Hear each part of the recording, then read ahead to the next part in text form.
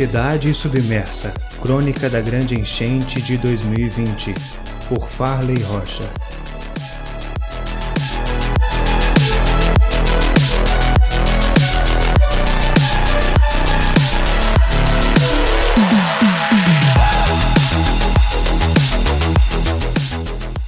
Este capítulo é um oferecimento de Colégio Portal do Saber.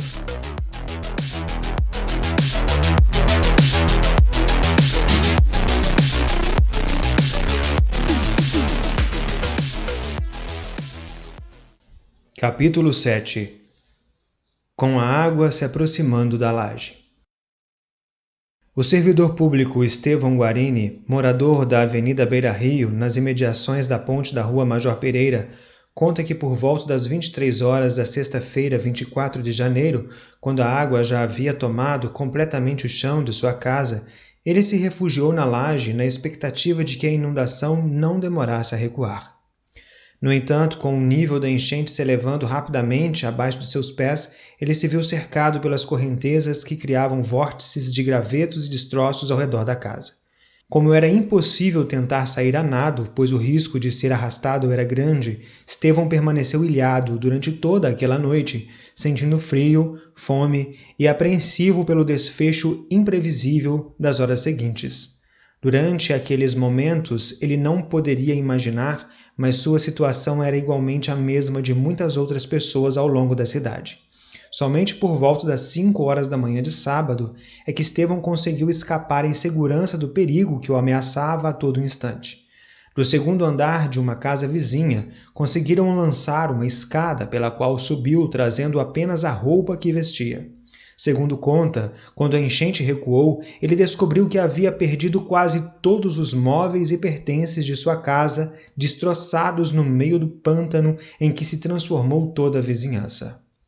A esta hora, do outro lado da ponte da Major Pereira, pelo menos 3 casas atingidas já haviam sido demolidas pelas correntezas. No bairro Santa Cecília, à mercê da enchente. O músico e estudante Lucas Lugão, residente do bairro Santa Cecília, também relata momentos de agonia vividos naquela noite. Ele conta que às 21 horas do dia 24 de janeiro, junto da mãe e do irmão, começou a suspender os móveis mais pesados da casa e realocar os mais leves no segundo andar.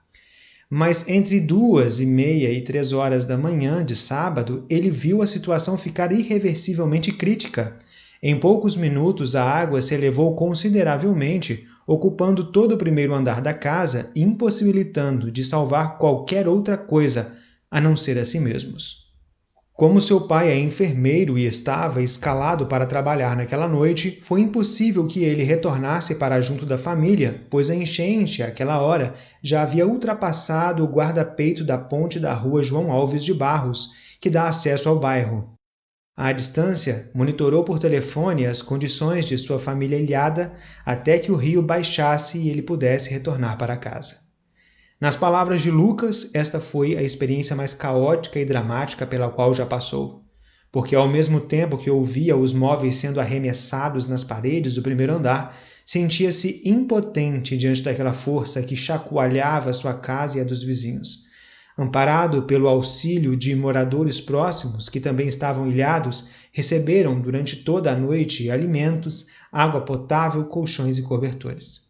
Lucas, sua mãe e seu irmão só puderam descer em segurança do segundo andar na tarde de sábado por volta das 15 horas, aliviados por estarem bem, mas arrasados pela destruição causada em todos os cômodos da casa, assim como em todas as outras residências do bairro.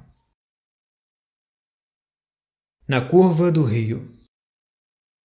Na extremidade sul da Rua Major Pereira, logo após o cemitério São Francisco de Assis, é onde o rio São João faz a curva mais sinuosa no seu curso dentro da área urbana, justamente ao lado do crescente número de moradias do patronato, na margem direita, acima do pontilhão de ferro. Por esta característica geográfica do local, quando a enchente chegou, toda a várzea ao redor se transformou num monstruoso remanso, onde correntezas em forma de espiral se moviam rapidamente, engolindo casa por casa. Em plena madrugada, moradores tiveram que evadir-se às pressas pelo único caminho possível, na estrada de terra por cima do sítio Pão de Ló, que interliga o patronato ao asfalto de Caiana, pelo acesso mais curto ao centro da cidade, via bairro Santa Cecília ou Rua Major Pereira, a inundação já não permitia mais passagem. De acordo com testemunhos locais, até por volta de meia-noite a água não passava de poucos metros além do leito. Como ali o terreno é constituído de uma grande e aberta área plana, havia espaço suficiente para a enchente se dissolver antes que alcançasse as casas. No entanto, o pontilhão de ferro, localizado mais abaixo, onde o rio se estreita pela garganta de pedra dos alicerces da ponte, acabou represando a água, fazendo-a inundar de cima para baixo toda a região do patronato. Pouco antes do amanhecer, quase todas as casas do lado direito da rua principal estavam submersas.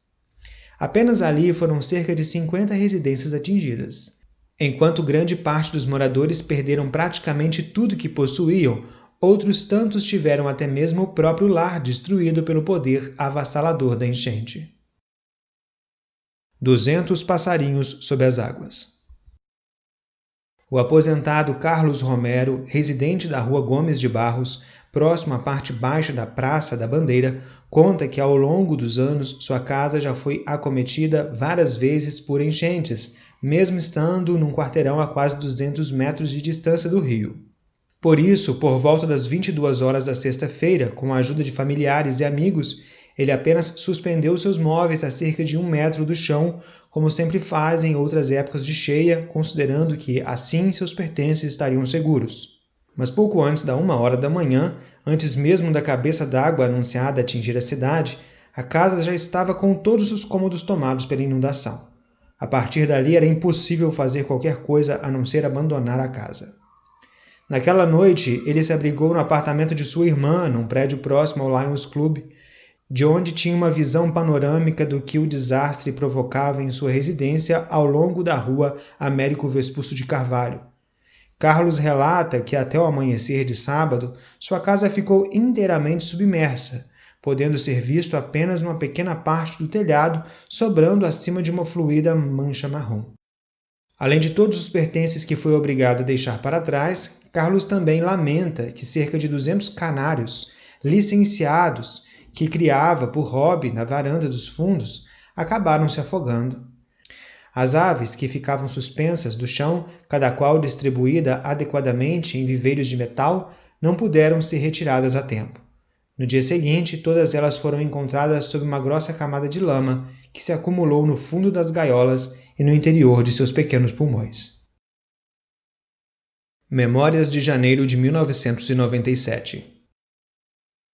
Durante os acontecimentos daquela noite, muitos lembravam de enchentes passadas, tentando estabelecer paralelos entre elas e esta que viam em tempo real. A segunda maior enchente já ocorrida em Espera Feliz foi há 23 anos, no verão de 1997. Foi resultado de vários dias consecutivos de chuva, que iniciou no feriado de Ano Novo e só foi dar trégua uma semana depois, numa tarde de segunda-feira, mesmo dia em que o rio avançou cerca de 100 metros para além das margens em direção ao centro da cidade. Dias antes de seu transbordamento na ponte da Terra Branca, diversas outras partes mais vulneráveis já estavam alagadas, como os bairros João Clara, Santa Cecília e a Avenida Beira Rio. Centenas de moradores precisaram recorrer a abrigos. No entanto, mesmo que para as vítimas aquele verão tenha sido bastante dramático, os estragos causados não chegaram a comprometer o funcionamento pleno da cidade. Praticamente nenhuma infraestrutura importante ficou seriamente comprometida. A limpeza e a manutenção dos bairros ocorreram com certa facilidade, de modo que em pouco tempo os prejuízos e danos foram sendo recuperados. Por outro lado, assim como a cena dos porcos permaneceu como lembrança mais marcante da enchente de 1979, a memória mais impactante que ficou da inundação de 1997 foi o desabamento de um pequeno prédio localizado ao lado da Ponte Terra Branca. Como seus alicerces haviam sido construídos praticamente dentro do rio, a força das correntezas ruiu o solo em volta do concreto e abalou as colunas que o sustentavam. Na tarde de sábado daquela mesma semana, o prédio não suportou o volume do próprio peso e veio abaixo. Contudo, como os moradores já o haviam abandonado assim que as paredes começaram a apresentar rachaduras, por mais catastrófico que tenha sido, o ocorrido não chegou a vitimar ninguém. Depois disso, para aumentar a faixa de segurança, o rio passou por mais uma obra de dragagem, coincidentemente na segunda gestão do prefeito Reinô Martins de Oliveira, o mesmo que havia executado a obra pela primeira vez quase 20 anos antes. Depois disso, por mais de 2 décadas, o São João se manteve discreto, deslizando-se calmo ao largo das ruas e avenidas que o margeiam, até que em 2020 seu comportamento fosse violentamente alterado, assim como toda a rotina da cidade que ele banha.